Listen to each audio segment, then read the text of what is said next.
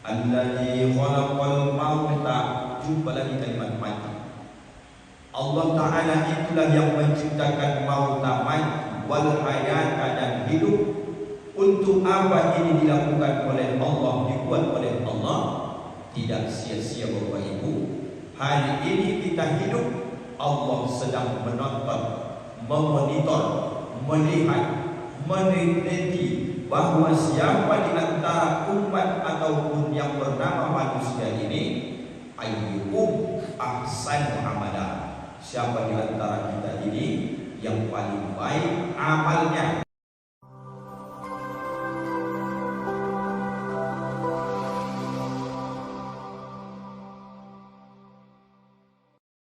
Bismillahirrahmanirrahim. Assalamualaikum warahmatullahi wabarakatuh.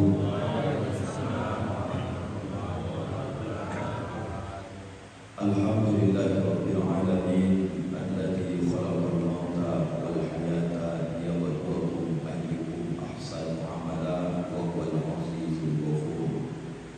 Asyhadu an la ilaha illallah al-malikul haqqul mubin wa asyhadu anna Muhammadar Rasulullah shadiqul wa'dil amin.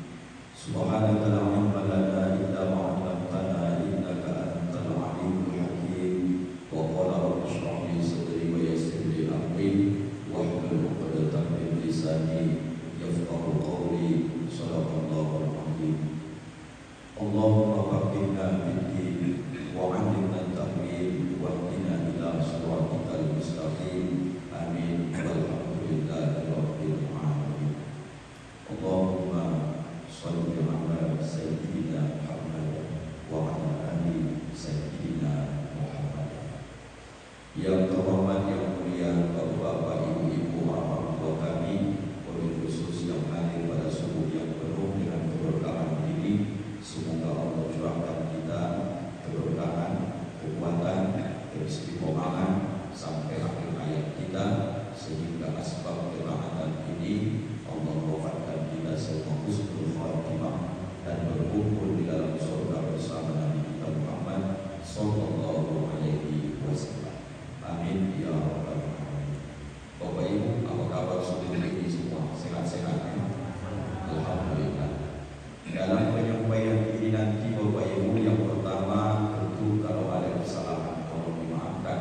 Yang kedua, tausiah ini tak seperti biasanya, suara Ustaz sedang tidak bagus, jadi maksudnya tidak terlalu jelas dalam penyampaian ini nanti. Mana tahu ada yang kurang jelas Bapak Ibu dengarkan, tolong nanti Bapak Ibu tanyakan supaya tidak salah pemahaman, apalagi salah dalam mengamalkan.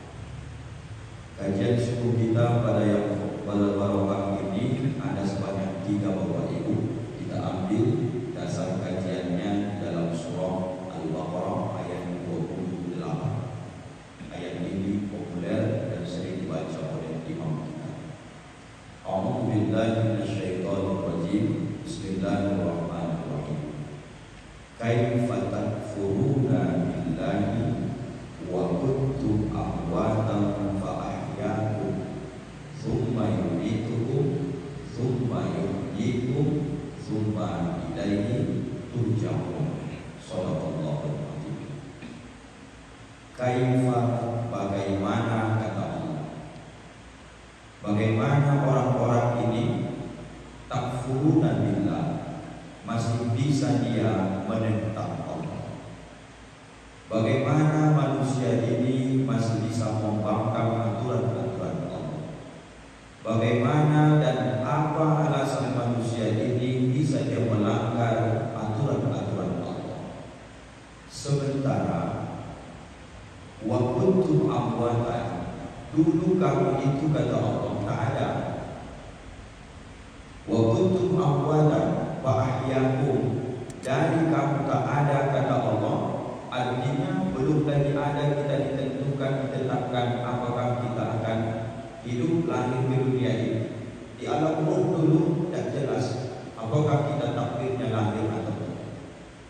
Sebahagian tak Allah izinkan, baru saja hanya beberapa bulan dicek ke rumah sakit, kata dokter insya Allah janinnya sehat. 2, 3, 4 bulan setelah dicek, maka kemudian hilang begitu saja.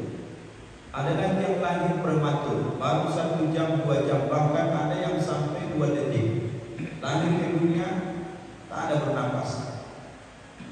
Tak kalian pikirkan itu kata Allah, wa kuntum amwatan, dulu kalian tak ada, fa ahyakum, maka aku hidupkan, lahirlah kita ke dunia. Inilah Bapak Ibu sekarang. Jangan lalai, jangan lupa. Setelah kau tak ada dulu, sekarang sudah kuadakan, kuhidupkan kata Allah. Apakah hanya sekedar begitu saja? Lahir, hidup, habis itu mati, selesai perkara. Ya? Ada maksud dan tujuan kata Allah. Wa kuntum amwatan fa ahyaakum tsumma yumitukum, kemudian kau akan hidup besok. Tsumma yuhyikum, setelah tadi itu kamu tidak ada menjadi ada, kemudian hidup hari ini. Tsumma yuhyikum, kemudian hidup lagi nanti kembali. Wa ilaihi turja'un. Ingat baik-baik, kita semua ini ada satu kepastian, yaitu kembali kepada Allah Subhanahu wa ta'ala.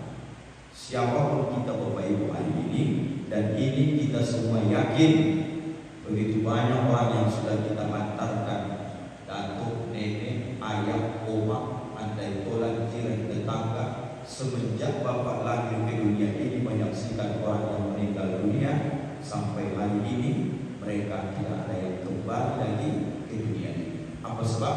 Karena ayat yang menjelaskan fase-fase perjalanan hidup. Dulu tak ada, menjadi ada.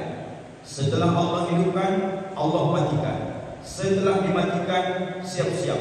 Wa ilaihi turja'un, dan kepada Allah kalian akan berhadapan, kembali dihadapkan kepada Allah Subhanahu wa ta'ala. Lalu apa yang akan bisa dipersiapkan membawa bekal ini menghadap Allah? Kalau yakin nyawa mati diriawani Bapak Ibu, tak usah lagi banyak kita dipertikam, tak usah diperrumit, dipersulit hidup ini lagi. Pastikan supaya ada bekal yang bawa besok menghadap Allah Subhanahu wa ta'ala.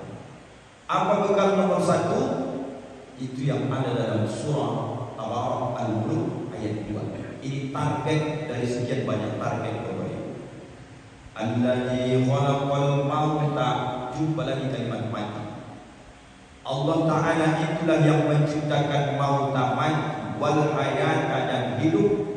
Untuk apa ini dilakukan oleh Allah, dibuat oleh Allah? Tidak sia-sia Bapak Ibu. Hari ini kita hidup, Allah sedang menonton, memonitor, melihat, meneliti bahwa siapa di antara umat ataupun yang bernama manusia ini, ayyukum ahsanu amala, siapa di antara kita ini yang paling baik amalnya. Apa Pak Ustaz barometer amal yang baik itu? Yang pertama tentu adalah iman.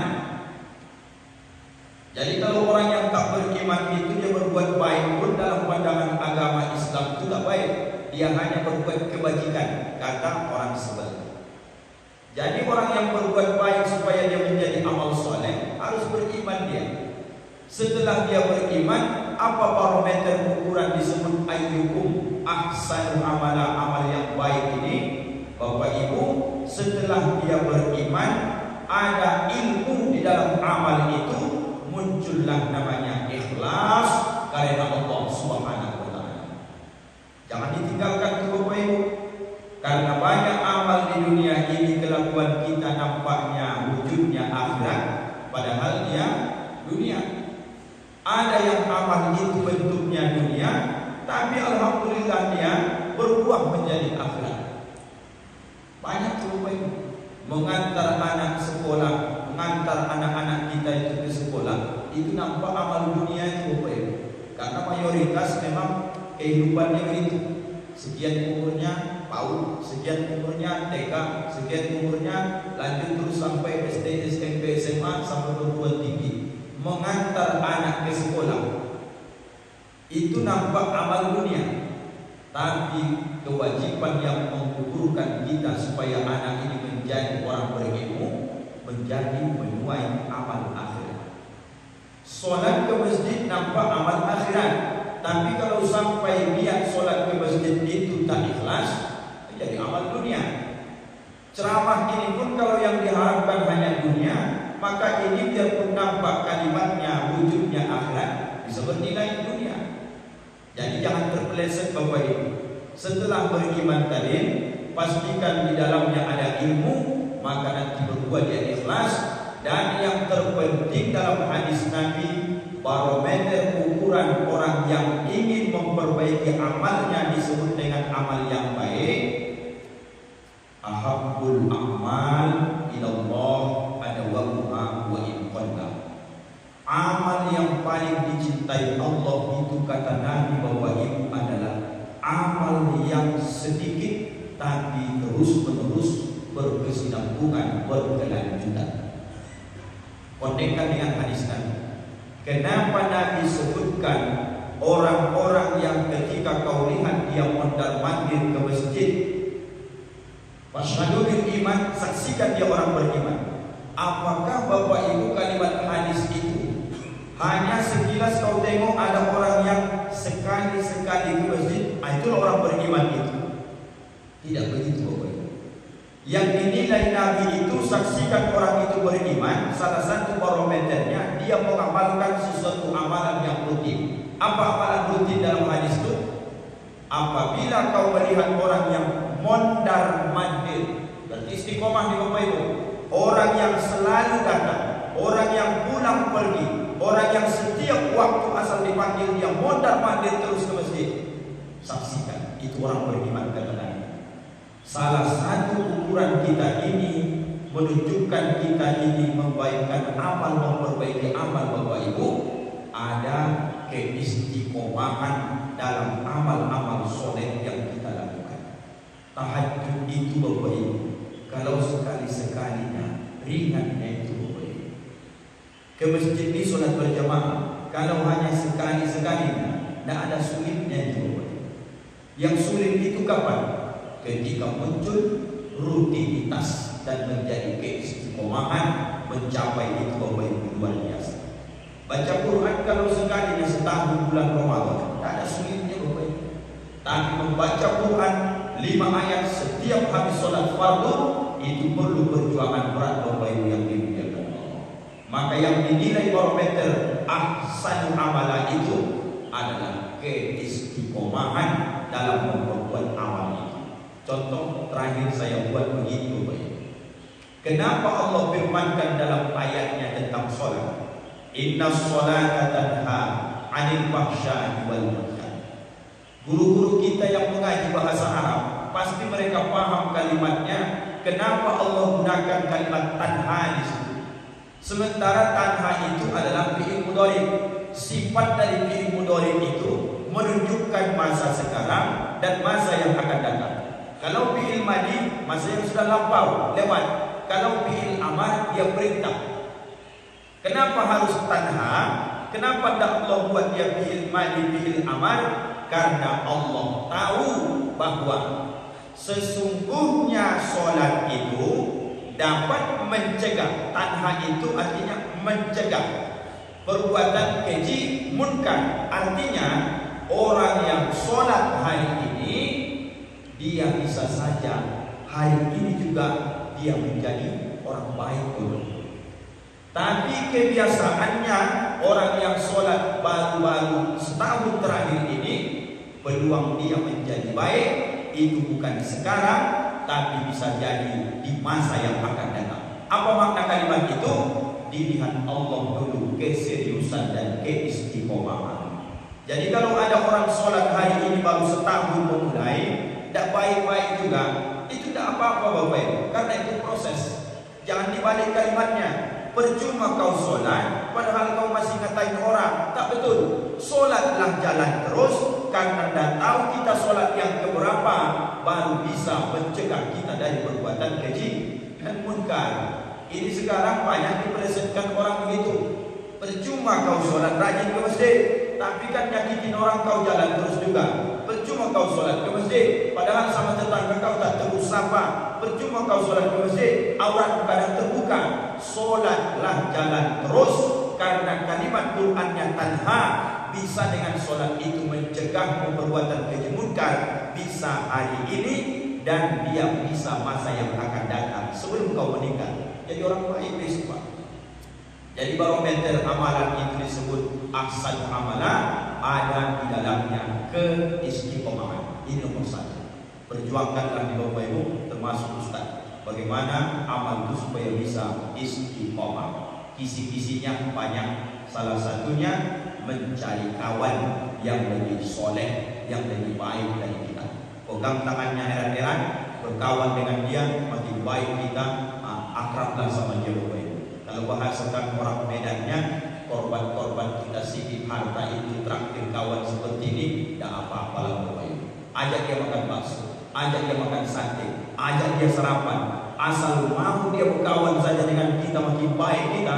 Inilah kawan yang bukan hanya di dunia, inilah kawan besok yang akan menolong di hadapan Allah Subhanahu wa Ta'ala. Dalilnya dalam surah Az-Zukhruf yang sering kita baca, Al-akhillahu yawma idzin ba'duhum li ba'din aduwwun illal muttaqin. Di saat itu orang-orang sedang bergaduh berantem, saling tuduh menuduh menyalahkan. Orang bertakwa yang beramal soleh di dunia ini melakukan kebaikan, di akhirat besok mereka akan saling tanya menanyakan di hadapan Allah. Mana kawanku yang sholat subuh dulu di dunia bagus salam? Mana kawanku majelis taklim? Mana kawanku yang sarapan dulu asal azan berkumandangkan ke masjid sama-sama? Semua orang Bapak Ibu akan menanyakan masing-masing temannya waktu di dunia ini. Itu satu.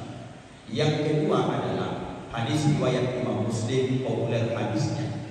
Kalau yakinnya kita akan mati Bapak Ibu, jangan lalai siapkan yang 3 perkara ini. Apa itu? Idza mata insan iqata amaluhu illa min salas, shadaqatin jariyatin aw ilmin yantafa'u bihi aw waladin shalihin yad'u lahu. Apa yang 3 ini populernya? Shadaqah jariyah. Kalau dipikir-pikir Bapak Ibu, mana lebih banyak kita punya tabungan dibandingkan dengan sedekah kita? Hari ini kita meninggal, tabungan itu akan dibagi oleh ahli waris kita. Lalu infak sedekah itu, itulah sebenarnya harta kita. Tapi karena Bapak Ibu harus pahami dalam ilmu tauhid, kenapa Pak Ustaz iman ini bisa lemah bisa naik? Dia naik karena taat, dia lemah karena maksiat.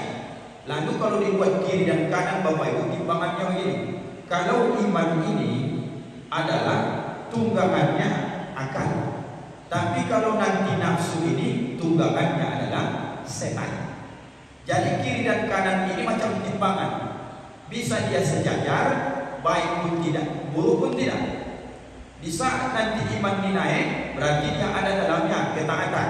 Di saat nanti iman ini menurun, pasti yang naik itu adalah nafsu dan setan. Artinya Bapak Ibu, bahwa dalam hidup kita ini perlu kita yakini banyak hal-hal yang akan kita sudah pasti bawa, tapi gara-gara nafsu ini lebih kuat, dia berbisik ke pangkal telinga kita. Apa iya kalau kau sedekah besok kau bawa? Jangan-jangan nanti kau persiapkan sedekah itu pun tak kau bawa juga.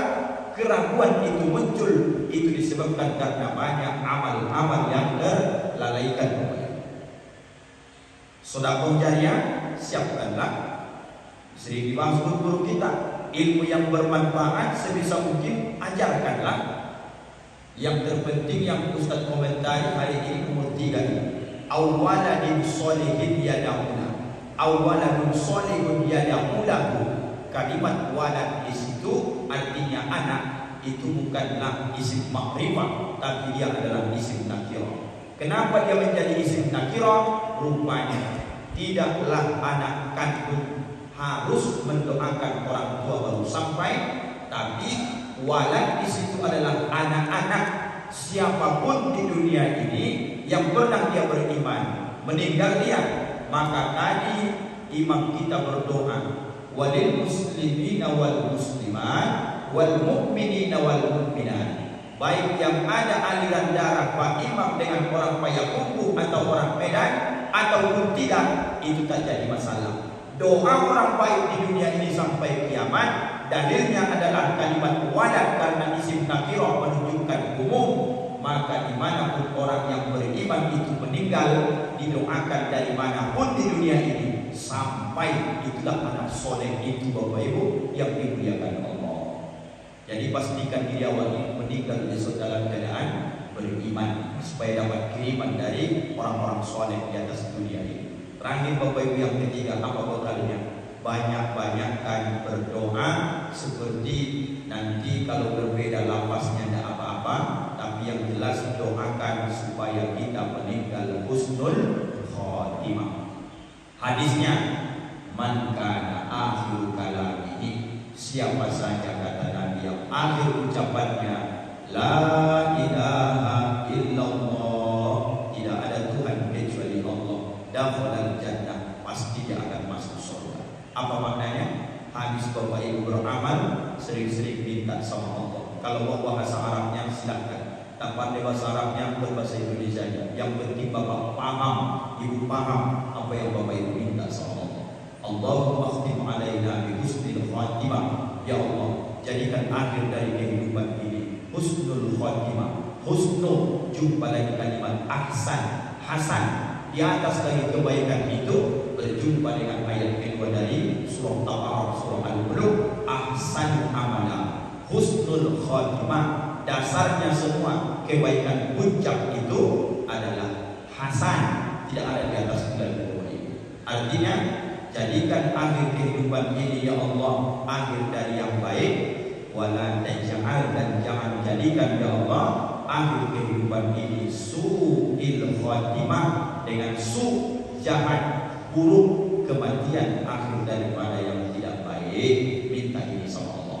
Jadi kaji kita subuh ini ada 3. Lakukanlah sesuatu amal yang membuat bisa kita menjadi istiqomah, berjuangkan. Kemudian yang kedua, hadis Nabi riwayat Imam Muslim, 3 hal yang kita siapkan: sedekah jariyah, ilmu yang diajarkan, dan kemudian juga anak-anak yang soleh mendoakan kita.